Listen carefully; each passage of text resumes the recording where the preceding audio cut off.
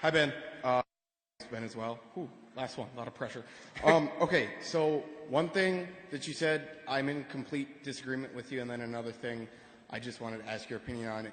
The first thing, why do you think the deputy in the Parkland shooting was in the wrong and he didn't do anything? Speaking as a former member of a law enforcement agency, what, I don't mean to sound like mean, but what qualifications do you have to say that he did the wrong thing, and why are you calling him a coward when active shooter training is something that's just now being taught in the law enforcement communities over the past 3-4 years, and they're still figuring out how to teach it? And then once you answer that, I can get... Okay, so first answer first. So one of two things happened, and we don't know the answer yet. Either the training was insufficient, in which case the sheriff, the Scott Israel, should be out on his ass, and that's his fault.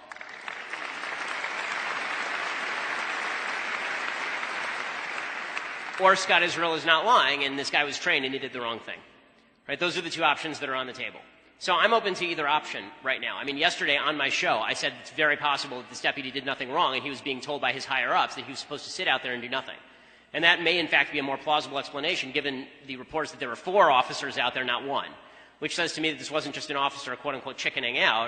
It was 4 officers who were probably told through protocol that they weren't supposed to go inside. But if the protocol is taught that you were supposed to go inside and you didn't go inside, then you're paid for the job. And you know, listen, this is why I have outsized respect for members of law enforcement and members of the military, because I didn't have the balls to do that. Right? I have outsized respect for people who sign up for that job.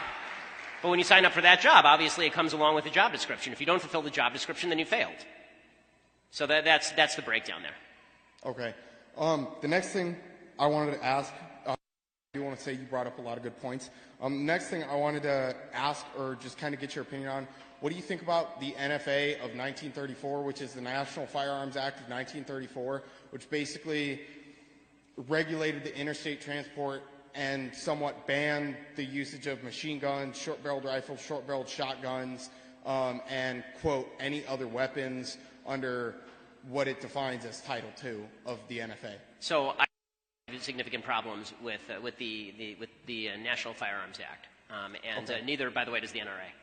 Okay. Even the NRA doesn't argue with the banning of machine guns. That's pretty uncontroversial at this point. Okay, cool. Great. Thank you. Thanks so much. Well, thank you so much, everyone. I really appreciate you having me. You're wonderful. I look forward to coming back.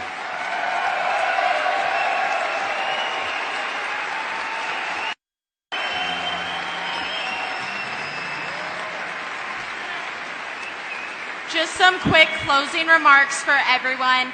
Please exit through the doors that you entered through.